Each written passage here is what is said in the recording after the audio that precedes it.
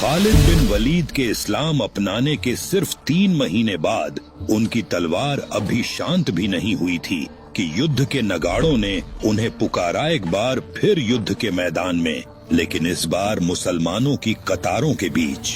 अल्लाह के रसूल द्वारा पैगाम भेजने के बाद सल्लल्लाहु अलैहि वसल्लम विभिन्न पड़ोसी देशों और क्षेत्रों में दूत भेजने के बाद अल हारिस बिन उमैर की शहादत की अत्यंत दुखद और चौंकाने वाली खबर मिली, जो केवल एक शांति प्रिय दूत थे, कोई सशस्त्र योद्धा नहीं, जिन्हें अल्लाह के रसूल सल्लल्लाहु अलैहि वसल्लम ने शाम के बसरा के अमीर के पास भेजा था, जो उस ऐतिहासिक समय में गस्सानी साम्राज्य के अधीन हुआ करता था, और वे मुख्य रूप से ईसाई अरब कबीले ही थे जो दक्षिणी शाम में बस गए थे और रोमियों के साथ गठबंधन में थे।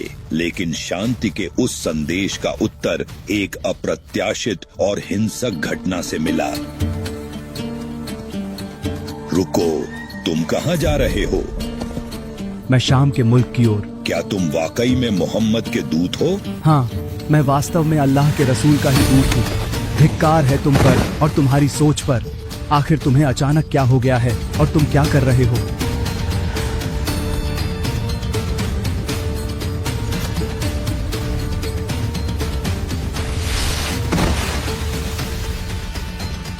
यह सीधे तौर पर मुसलमानों के खिलाफ युद्ध की स्पष्ट घोषणा थी। अल्लाह के रसूल सल्लल्लाहु अलैहि वसल्लम यह सुनकर क्रोधित हुए और अपने राजदूत की हत्या का जवाब देने के लिए 3000 योद्धाओं की एक सेना तैयार की। उन्हें आदेश दिया कि तुरंत शाम की भूमि की ओर कूच करें, अपने राजदूत के हत्यारे को खोजें और उसका बदला लें, और जैद बिन हारिसा को उनका सेनापति नियुक्त किया। अगर जैद शहीद हो जाएं तो जाफर बिन अबी तालिब, और अगर जाफर शहीद हो जाएं तो अब्दुल्ला बिन रवाहा।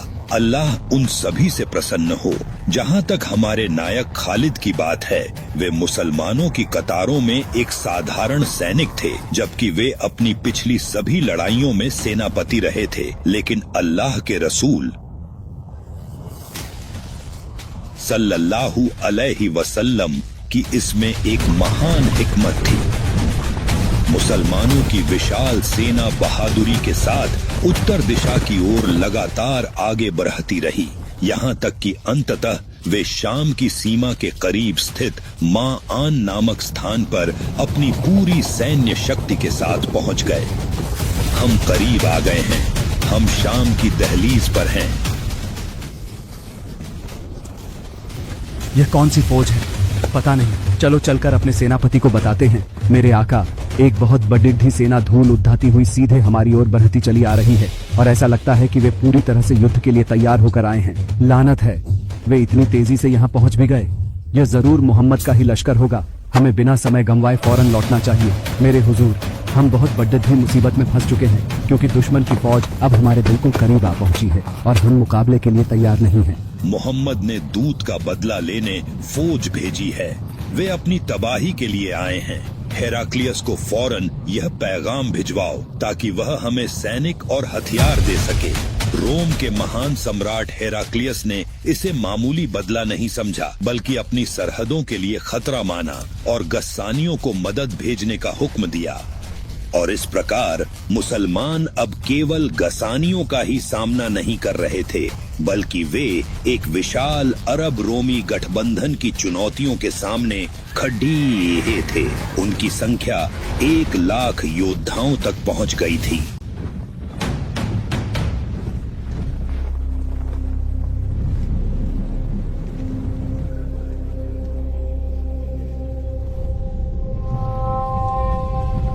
सामने खड़े दुश्मनों की तादाद वास्तव में बहुत विशाल है। ऐ मेरे बहादुर मुसलमान भाइयों, हमें इस बड़ी चुनौती का मिलकर सामना करना ही होगा। रोमी अपनी फौज और गसानियों के साथ निकले हैं। ऐसी अनगिनत संख्या हमने पहले कभी नहीं देखी। आइए अल्लाह के रसूल को खबर दें, या तो वे मदद भेजेंगे या हमें अल्लाह की राह में बढ़ने का हुक्म देंगे। मेरी अजीज कौम के लोगों, मेरी बात को ध्यान से सुनो, क्योंकि खुदा की कसम आज हमारे सामने जो मंजर है वो कोई साधारण बात नहीं, बल्कि ये हमारे ईमान और बहादुरी की एक बहुत बड़ी भी परीक्षा का समय है। खुदा की कसम। जिस महान उद्देश्य के लिए तुम घर से निकले हो वह अल्लाह की राह में सर्वोच्च शहादत है। हम अपनी दुश्मन सेना से केवल अपनी संख्या, शक्ति या भारी तादाद के बल पर नहीं लड़ते हैं, बल्कि हम तो सिर्फ इस मुकद्दस दीन की वजह से मैदान जंग में लड़ते हैं। अल्लाह ने हमें जिस दीन की नेमत से नवाजा है उसके लिए साहस से आगे बढ़ो, क्योंकि यह दो भलाइयों में से एक है। अब सिर्फ दो ही रास्ते हैं, या तो अल्लाह की जीत मिलेगी या फिर शहादत। वल्लाह इब्न रवाहा सच थे, ऐ वीरों, या जीत या फिर शहादत। और इस तरह बहादुर मुसलमानों की पूरी फौज निर्णायक मोता के मैदान की ओर तेजी से बढ़ी।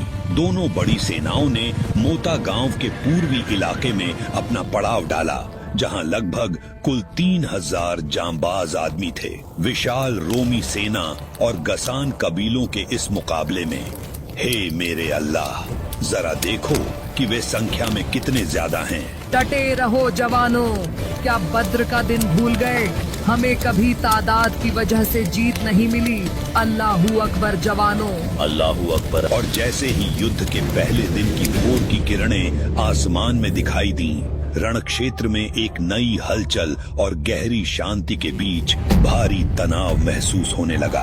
रोमन और गस्सानी मुसलमानों के अचानक हमले से दंग रह गई। अल्लाहू अकबर।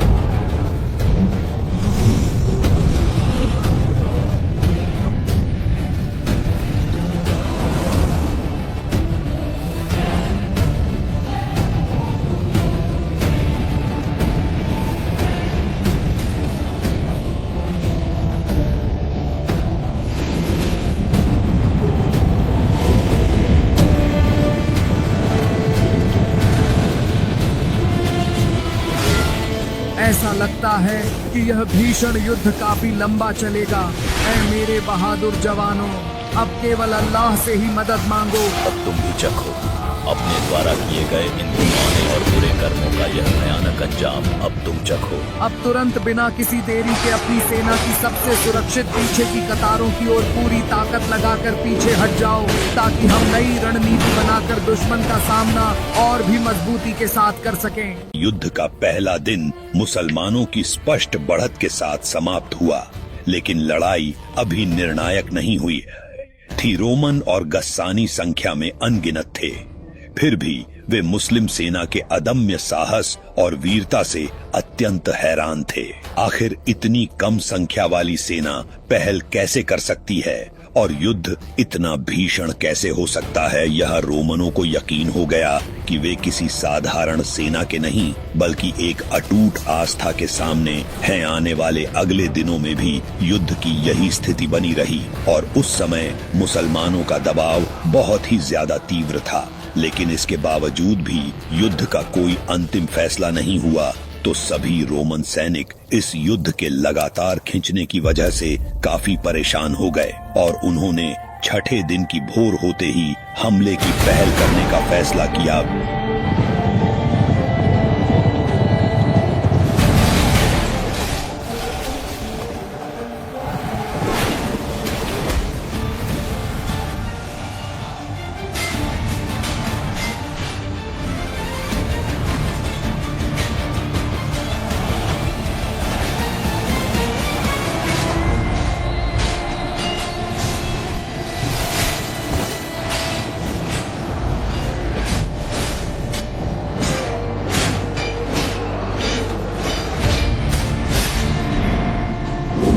सेनापति जैद बिन हारिसा मैदान में तब तक वीरता से लड़ते रहे जब तक गहरे जख्मों ने उन्हें निढाल नहीं कर दिया। रक्त बहने पर भी उनका संकल्प नहीं डगमगाया और वे इस्लाम की रक्षा के लिए आखिरी सांस तक डटे रहे। उनकी अटूट आस्था और साहस का परिचय आज पूरी दुनिया को मिल गया है। दुश्मनों के भालों के बीच वे अंततः शहीद होकर धरती पर गिरे। मैं गवाही देता हूँ कि अल्लाह के सिवा कोई माबूद नहीं और मोहम्मद अल्लाह के सच्चे रसूल हैं। उसी दुखद पल में इस्लाम का पवित्र परचम पहली बार जमीन पर गिर गया। निश्चित रूप से अल्लाह ही सबसे बड़ा है, उसके सिवा कोई इबादत के लायक नहीं। वही रचयिता है जिसकी महानता और शक्ति अटूट और अनंत काल तक रहने वाली है।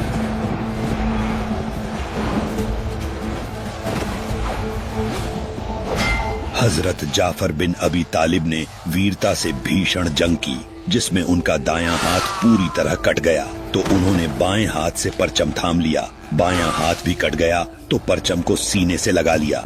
अपनी दोनों कटी भुजाओं के साथ भी वह ध्वज तब तक नहीं गिरा जब तक कि वे स्वयं जमीन पर नहीं गिर गए। तब हजरत अब्दुल्लाह बिन रवाहा बहुत बहादुरी के साथ दुश्मन की सेना की ओर तेजी से आगे बढ़े। बिन रवाहा यह जानते हुए कि वे स्वयं मौत की ओर बढ़ रहे हैं और खुद को हिम्मत देते हुए बोले, ए नफ्स, कसम है कि तू मैदान में उतरेगा, चाहे खुशी से या मजबूरी से।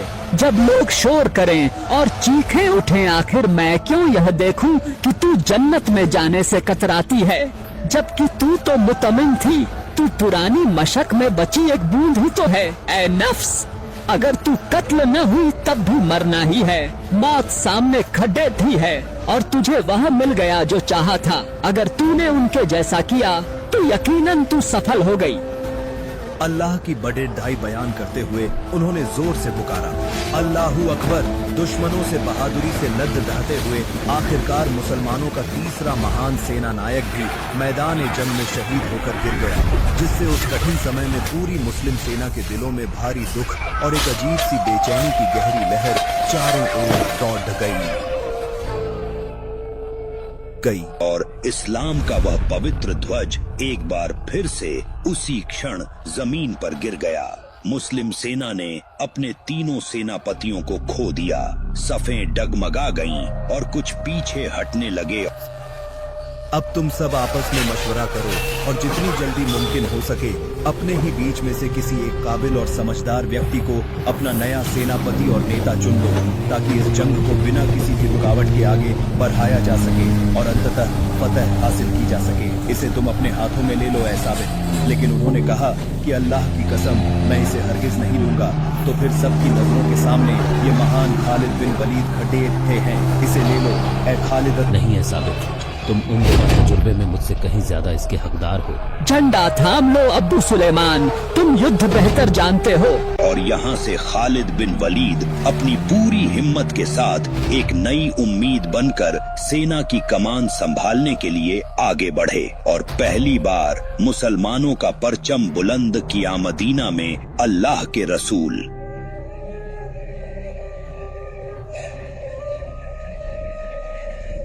मिंबर से मुसलमानों को युद्ध की खबरें दे रहे थे।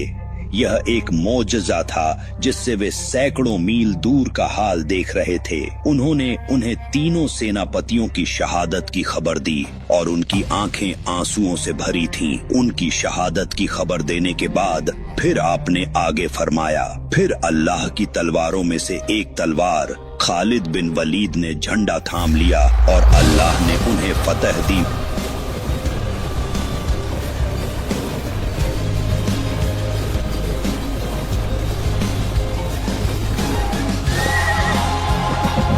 तुम मैदान में मजबूती से डटे रहो मेरे भाई। हमें दुश्मन द्वारा चारों तरफ से कुचला जा रहा है, लेकिन किसी भी हाल में कदम पीछे मत हटाना और लद्दाहते रहना। अल्लाह का नाम लेकर आगे बढ़ो। मेरी तरफ आओ ऐ बहादुर जवानों। उनकी पुकार सुनकर मुसलमान फिर से एक साथ एकजुट हो गए और खालिद के कुशल नेतृत्व में बिखरी हुई पंक्तियां फिर से जुड़ गईं। तब उन्होंने सेना को पूर्ण आक्रमण का कीडी-डीडहा आदेश दिया। रोम और गस्सानी तीनों सेनापतियों की मौत के बाद मुसलमानों के तेजी से एकजुट होने और नए सेनापति की कुशलता देख दंग रह गए। उन्हें उम्मीद नहीं थी कि पासा इतनी जल्दी पलट जाएगा। मुसलमान बहादुरी से लड़ने लगे और दुश्मन की सफों पर हमला किया, यहाँ तक कि गस्सानी सेनापति मारा गया। तब रोम के सेनापति ने अपनी सेना को पीछे हटने का हुक्म दिया था कि एक बेमिसाल और भीषण दिन के बाद वे राहत की सांस ले सकें। खालिद बिन वलीद भी अपनी सेना को सुरक्षित रखने के लिए दिल से बिल्कुल यही चाहते थे। मूता की भूमि पर रात उतर आई। खून और तलवारों के बोझ तले दबे एक वह रात सुकून की नहीं थी, बल्कि सांसें लेने और किस्मत संवारने की बस एक छोटी सी मोहलत थी। तो इस मुश्किल और चुनौतीपूर्ण हालात में हमारे पास क्या हल है? हम 2 दिन और नहीं टिक पाएंगे। हमें कुमक चाहिए। हम बिना किसी पुख्ता योजना के पीछे भी नहीं हट सकते, वरना भारी नुकसान होगा। यह वापसी बहुत ही सूझबूझ भरी होनी चाहिए ताकि युद्ध के मैदान में हमारी सेना का जरा भी नुकसान न होने पाए। खालिद बिन वलीद काफी देर तक गहराई से सोचते रहे। तब जाकर खुदा ने उन्हें एक नायाब सी तरकीब सुझाई। उन्होंने दाईं और बाईं ओर के सिपाहियों को ही बदल दिया। और रही बात सेना के मध्य, तो उन्होंने सेना के पीछे वाले सैनिकों को आगे वाले सैनिकों से बदलने का आदेश दिया। इस चाल से रोमियों को यह लगने लगेगा कि मुसलमानों को नई कुमक मिल गई है। और खालिद यहीं पर नहीं रुके। उन्होंने मुसलमानों को नए कपड़े पहनने और तलवारों व ढालों से युद्ध के निशान साफ करने को भी कहा। इसके साथ ही उन्होंने अपने कुछ खास घुड़सवारों को मुख्य सेना के पीछे एक रेतीले इलाके में जाने का हुक्म दिया। युद्ध शुरू होने से पहले ये घुड़सवार अपने घोड़ों को तेज रफ्तार से दौड़ाएंगे ताकि चारों तरफ धूल का गुबार उड़े और वे जोर जोर से नारे लगाएं, जिसके बाद वे फिर से मुस्लिम सेना में शामिल हो जाएं। दुश्मन रोमियों और उनके साथियों के दिलों में खौफनाक दहशत बिठाने के लिए यह वास्तव में एक बड़ी पुख्ता योजना थी। अगले दिन सुबह होते ही रोमियों ने अपने सामने एक बिल्कुल बदली हुई सेना देखी, जिसकी कतारें और युद्ध की व्यूह रचना पूरी तरह नई थी। मैदान में नए चेहरे, चमकती हुई तलवारें और बिल्कुल साफ हथियार देखकर वे बुरी तरह डर गए और उनके शरीर के साथ साथ रूह भी कांप उठी। क्या उन्हें मदद मिल गई है? यह कैसी धूल उड़ रही है? हे भगवान, उन्हें वाकई मदद मिल गई है। हमें इन थोड़े से लोगों से लद्दाने में मुश्किल हो रही थी, तो अब हम उनसे कैसे लद्देंगे जब उनके पास नई सेना आ गई है? हाँ, वे घबराए हुए लग रहे हैं। यह हमला करने का हमारा मौका है। आगे बढ़ो ऐ खुदा के सिपाहियों। अल्लाहू अकबर, या अल्लाह, तू ही हमारा मददगार है। हमें इस मुश्किल घड़ी में अपनी मदद अता कर। वह वास्तव में एक अत्यंत भीषण युद्ध था, जिसमें महान सेनापति खालिद बिन वलीद के मुबारक हाथों में 9 तलवारें टूट गईं। युद्ध की भीषणता के बीच जब खालिद ने अपना मकसद पा लिया और रोमियों को हार का स्वाद चखना पड़ी डिद्दा, तो उन्होंने योजना के अनुसार मुसलमानों को पीछे हटने का इशारा किया। रोमी सैनिक समझ नहीं पाए कि युद्ध के मैदान में क्या हो रहा है। आखिर एक बरहत हासिल कर चुकी सेना अचानक पीछे कैसे हट सकती है? उन्हें लगा कि शायद मुसलमानों ने कोई खतरनाक घात या जाल बिछाया है, लेकिन वे नहीं जानते थे कि मुसलमान वाकई युद्ध के मैदान से हट चुके थे। यह न तो भागना था और न ही हार, बल्कि यह एक ऐसे सेनापति का समझदारी भरा फैसला था जिसने अपनी सेना को मिटाने के बजाय उसे बचाना चुना। और इस तरह यह पीछे हटना इतिहास का सबसे अनोखा पीछे हटना बन गया, जिसमें पीछे हटने वाली मुस्लिम सेना के सैनिकों का जरा भी कोई नुकसान या हानि नहीं हुई। अगली सुबह रोमनों ने स्थिति का जायजा लेने के लिए अपने जासूस भेजे, लेकिन वहां कुछ भी न पाकर उन्हें एहसास हुआ कि वे सेनापति खालिद की बेहतरीन चतुराई का शिकार हो गए हैं। उस भीषण युद्ध में जहां रोमनों और उनके तमाम सहयोगियों की सैन्य संख्या बहुत अधिक थी, वहां उनके 3000 से भी कहीं अधिक सैनिक और योद्धा मारे गए थे, जबकि दूसरी तरफ केवल 12 मुसलमान ही शहीद हुए। तो तकनीकी रूप से देखा जाए तो यह न तो पूरी तरह से कोई जीत थी और न ही कोई हार थी, बल्कि यह एक ऐसे सेनापति की सूझबूझ थी जो जानता था कि कब लड़ना है और कब पीछे हटना है। और उस पल के बाद से खालिद मुसलमानों के बीच महज एक साधारण सैनिक नहीं रहे, बल्कि वे अल्लाह की म्यान से निकली हुई तलवार बन गए।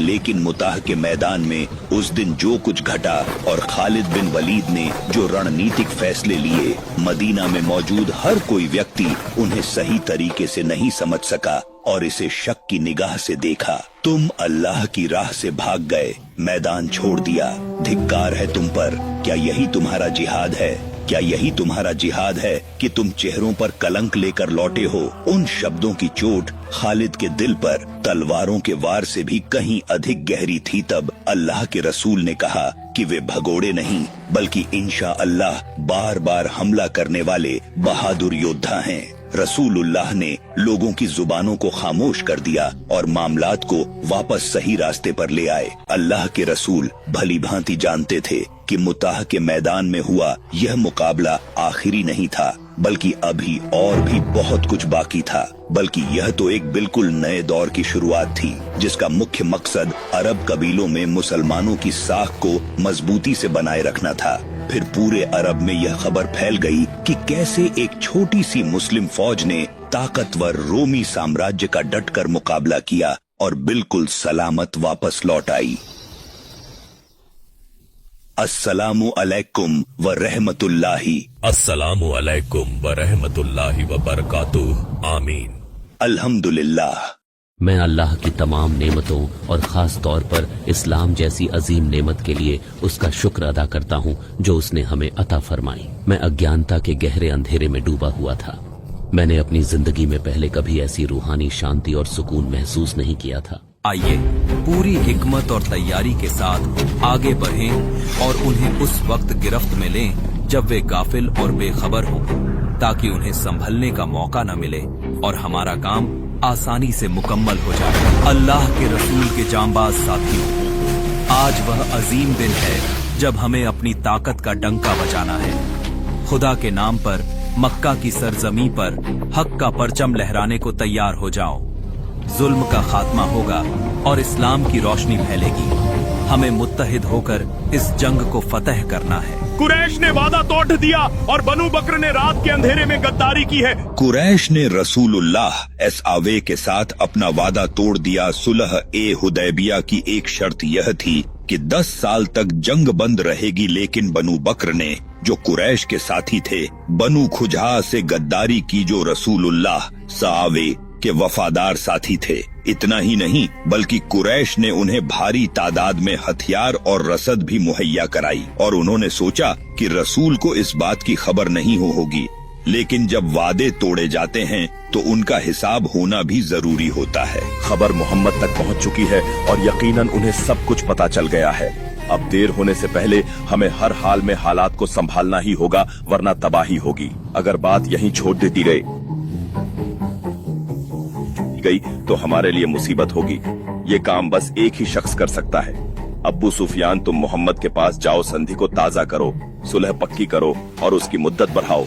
जैसा आप कहेंगे वैसा ही होगा। यह सुनकर अबू सुफियान मदीना मुनव्वरा की तरफ रवाना हुआ ताकि वहां पहुंचकर कुछ बात बना सके, ताकि वह कुरैश की बची खुची इज्जत बचा सके। मगर उसे यह इल्म नहीं था कि फैसला तो पहले ही लिया जा चुका है। वो अल्लाह के रसूल के पास गया पर उन्होंने कोई जवाब नहीं दिया, न हाँ न ना। फिर वो अब्बू बकर के पास गया पर उन्होंने भी बात नहीं की। फिर अली के पास गया तो कोई जवाब न मिला। फिर उमर के पास, खुदा की कसम अगर मुझे जर्रों के सिवा कुछ न मिला तो भी मैं तुमसे लड़ दूंगा। और आखिर में उस्मान के पास गया, उन्होंने भी बात नहीं की। तब उसे समझ आया कि अब बात बातों से आगे निकल चुकी है और इसी वक्त अल्लाह के रसूल सल्लल्लाहु अलैहि वसल्लम ने मक्का फतह करने का फैसला किया। लेकिन उन्होंने इस बात को अपने दिल में रखा, यहाँ तक कि अपने सबसे करीबियों से भी इसे छिपाया और मुसलमानों को एक बड़े सैन्य अभियान की तैयारी का हुक्म दिया, पर यह नहीं बताया कि किधर जाना है। ऐसा पूरी गोपनीयता सुनिश्चित करने के लिए था ताकि कुरैश को पता न चले और वे तैयारी न कर सकें, क्योंकि अगर जीत बिना खून खराबे के चाहिए थी तो उसे खामोशी से होना था। तमाम मुसलमानों ने तैयारी शुरू कर दी और उनके इस काफिले में खालिद बिन अल वलीद भी शामिल थे। यह किसी घोषित जंग की तैयारी नहीं बल्कि एक अनजानी तकदीर की तरफ कूच था जिसे कोई नहीं जानता था। 3 हफ्तों के बाद आखिरकार अल्लाह की तरफ से वह मुबारक हुक्म आ गया। कूच करो, अल्लाह के रसूल तुम्हें कूच का हुक्म देते हैं। ऐ इस्लाम के बेटों, तैयार हो जाओ। हर काबिल शख्स अपने हथियार और सवारी के साथ निकले। पूरी तरह तैयार रहें। हम अब मक्का की तरफ कूच करेंगे। अल्लाहू अकबर, अल्लाहू अकबर। अल्लाह के रसूल सल्लल्लाहु अलैहि वसल्लम के नेतृत्व में बड्डिद्धी तादाद में जांबाज मुसलमान इकट्ठा हुए। वे सब इस फतेह के लिए निकल पड़ी थे और मक्का के रास्ते में उन्हें कई कबीलों ने देखा। जब गंतव्य का पता चला तो वे भी साथ हो लिए, जिससे पूरी सेना की तादाद 10,000 जांबाज योद्धाओं की हो गई। ऐसी सेना जिससे लदने की कुरैश में शक्ति न थी और रास्ते में अल्लाह के रसूल सल्लल्लाहु अलैहि वसल्लम मिले अपने चाचा अब्बास से जो मक्का से हिजरत कर रहे थे, वे भी साथ हो लिए और सफर जारी रखा। वे मक्का के करीब पहुँचे और पिडीडी ढाव डाला और हजारों मशालें जलाईं ताकि मुशरिकों को चौंकाया और डराया जा सके और उन्हें बिना युद्ध मक्का सौंपने पर मजबूर किया जाए, क्योंकि नबी सल्लल्लाहु अलैहि वसल्लम आप बिना खून खराबे के मक्का फतह करना चाहते थे, क्योंकि इस पाक शहर की उनके दिल में बड़ी अजमत थी। अब्बास को मुसलमानों की तादाद देख कुरैश पर तरस आया और उन्होंने अल्लाह के रसूल सल्लल्लाहु अलैहि वसल्लम से कुरैश को आगाह करने की इजाजत मांगी कि वे उनका सामना नहीं कर पाएंगे, ताकि वे बिना जंग के मक्का सौंप दें। अल्लाह के रसूल सल्लल्लाहु अलैहि वसल्लम ने उन्हें इजाजत दे दी और अब्बास रज़ियल्लाहु अन्हु मक्का की तरफ चल दिए। यह कैसी आग है, खुदा की कसम, मैंने पहले कभी ऐसी आग नहीं देखी। शायद यह खुजा है जिन्हें जंग ने निकाला है। खुजा इतने हकीर और कम हैं कि यह उनकी आग नहीं हो सकती। अब्बू हंजला। अब्बू अल फजल, तुम यहाँ कैसे आए? अफसोस तुम पर ए अब्बू सुफियान, ये अल्लाह के रसूल लश्कर के साथ हैं। वह ऐसा कुछ लाए हैं जिसका तुम मुकाबला नहीं कर सकते। मोहम्मद यहाँ हैं, खुदा की कसम, अगर वे ताकत से दाखिल हुए तो कुरैश मिट जाएंगे। मेरे साथ आओ, मैं तुम्हें उनके पास ले चलता हूँ। वक्त रहते अमान मांग लो। खुदा की कसम खाकर कहता हूँ कि मैंने आज जैसा हैरत अंगेज और अजीम मंजर अपनी पूरी जिंदगी में पहले कभी नहीं देखा है। इनका मुकाबला करने की किसी में सकत नहीं है। अबू सुफियान, अल्लाह का दुश्मन, खुदा का शुक्र है जिसने बिना किसी मुआहदे के तुझे काबू में कर दिया। ए अल्लाह के रसूल, यह अबू सुफियान है, अल्लाह ने उसे पकड़वा दिया है, मुझे उसकी गर्दन काटने दें। अल्लाह के रसूल, मैंने उसे पनाह दी। तब अल्लाह के रसूल ने उमर को रुकने का इशारा किया और मुड़कर अब्बास की ओर गहरी नजर से देखने लगे और उन्हें आदेश दिया कि वे उस रात अबू सुफियान के साथ ठहरें और वे सुबह उनसे मिलेंगे। और वाकई अगली सुबह अब्बास और अबू सुफियान दोनों एक साथ अल्लाह के रसूल की खिदमत में हाजिर हुए। तब अल्लाह के रसूल ने उन्हें एक ऐसी गहरी नजर से देखा जिसमें कोई गुस्सा नहीं था, बल्कि उसमें मजबूत इरादा और रहमदिली दोनों ही साफ झलक रही थीं। उन्होंने उनसे कहा, ए अबू सुफियान, क्या वह वक्त नहीं आया कि तुम जान लो कि अल्लाह के सिवा कोई माबूद नहीं? तब उन्होंने अल्लाह की एकता को स्वीकार किया। फिर अल्लाह के रसूल ने उनसे कहा, और क्या वह वक्त नहीं आया कि तुम जान लो कि मैं अल्लाह का रसूल हूँ? अबू सुफियान ने कहा, मेरे माँ बाप आप पर कुर्बान, आप कितने सहनशील, उदार और रिश्ते निभाने वाले हैं। खुदा की कसम, इसके बारे में अब भी दिल में कुछ झिझक है। और अब्बास के जोर देने के बाद अबू सुफियान ने इस्लाम कबूल कर लिया। फिर अल्लाह के रसूल ने कहा, जो अबू सुफियान के घर में दाखिल होगा वह सुरक्षित है, और जो मस्जिद अल हराम में दाखिल होगा वह सुरक्षित है, और जिसने अपना दरवाजा बंद कर लिया वह भी सुरक्षित है। तब अबू सुफियान एक बदले हुए इंसान के रूप में खेमे से बाहर आया। वह वैसा नहीं था जैसा वह अंदर गया था। अल्लाह के रसूल ने उसे अगली सुबह तक रुकने का आदेश दिया ताकि वह अल्लाह के सैनिकों को पूर्ण और संगठित व्यवस्था में आगे बढ़ते देखे। ऐसी व्यवस्था मक्का ने पहले कभी नहीं देखी थी। फिर अबू सुफियान ने नबी की प्रशंसा की और मक्का वालों को खबर देने के लिए फौरन वहां से तेजी से निकल पड़ा।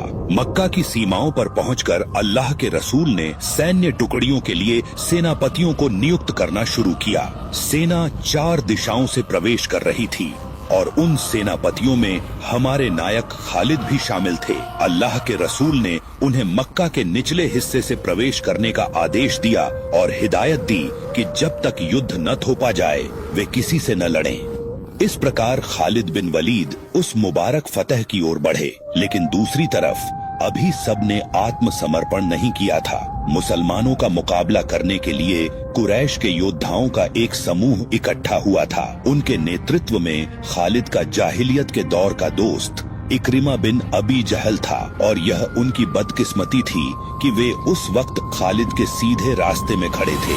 बिल्कुल उसी लम्हे सलामती और अमान की वह पुरानी शर्त हमेशा के लिए खत्म हो गई और चारों तरफ जंग की तलवारें गरजने लगी। अब सुलह की कोई गुंजाइश नहीं बची थी और मैदान जंग में हथियारों ने अपनी जबान खोल दी थी। ए अब्बू सुलेमान, देखो ऊंची पहाड़ियों की ओर से अब तीर आ रहे हैं। अपनी ढालों के पीछे छिप जाओ और खबरदार, बिल्कुल मत बिखरो। अब तेजी से आगे बढ़ो और उनके साथ कोई भी नरमी बरतने की जरूरत नहीं है। इन दुश्मनों पर तीरों की ऐसी जोरदार बारिश कर दो कि वे कांप उठें। उन पर अपनी पूरी ताकत के साथ टूट पड़ो और हमला तेज करो। किसी भी हाल में अपने कदम पीछे मत हटाना, बस मुसलसल आगे की तरफ बढ़ते ही रहो। अपनी जगह पर मजबूती से डटे रहो। अल्लाहू अकबर, नहीं, बिल्कुल भी हिम्मत मत हारना, बस अपनी जगह जमे रहो। मेरा यकीन मानो, हमें बस एक आखिरी और निहायत जोर। आप सब उनकी पंक्तियों की ओर भागते हुए उनका पीछा कतई न करें, बल्कि अपनी निर्धारित जगह पर पूरी तरह अडिग रहकर अल्लाह के अगले हुक्म का इंतजार करें, ताकि सेना का अनुशासन बना रहे और आप किसी भी तरह के धोखे या दुश्मन की सोची समझी चाल का शिकार होने से बच सकें। क्योंकि जीत केवल साहस से नहीं, बल्कि सब्र और सही रणनीति से ही हासिल होती है, और यही अल्लाह का अपने नेक बंदों के लिए खास पैगाम है, जिसे हर हाल में मानना आप सभी के लिए अनिवार्य है। आज के बाद कोई लड़ाई नहीं होगी, सिवाय उनके जो हमसे लड़ें। इस्लाम के वे चारों शक्तिशाली सैन्य दल मक्का शहर में अलग अलग दिशाओं से पूरी भव्यता के साथ विजयी होकर दाखिल हुए, और अल्लाह के रसूल सल्लल्लाहु अपना सिर झुकाए हुए सूरह अल फतह पढ़ रहे थे। अल्लाह की बारगाह में झुककर यूं वह मुबारक फतेह संपन्न हुई। मक्का के वे बुत एक एक करके तोड़ दिए गए। सत्य आ गया और असत्य यानी बातिल हमेशा के लिए मिट गया। बेशक बातिल तो मिटने वाला ही था। अल्लाह सबसे बड़ा है। मैं गवाही देता हूँ कि अल्लाह के सिवा कोई माबूद नहीं। मैं गवाही देता हूँ कि मोहम्मद अल्लाह के रसूल हैं। खालिद बिन अल वलीद उस जगह को देख रहे थे जहाँ से वे कभी इस दीन के खिलाफ लड़ने निकले थे, और अब वे यहाँ एक कमांडर और विजेता के रूप में लौटे हैं। और मक्का की फतह से जंग अभी खत्म नहीं हुई, बल्कि यहाँ से एक बिल्कुल नया दौर शुरू हुआ। एक ऐसा दौर जिसमें खालिद की काबिलियत का फिर से कड़ा इम्तिहान होगा।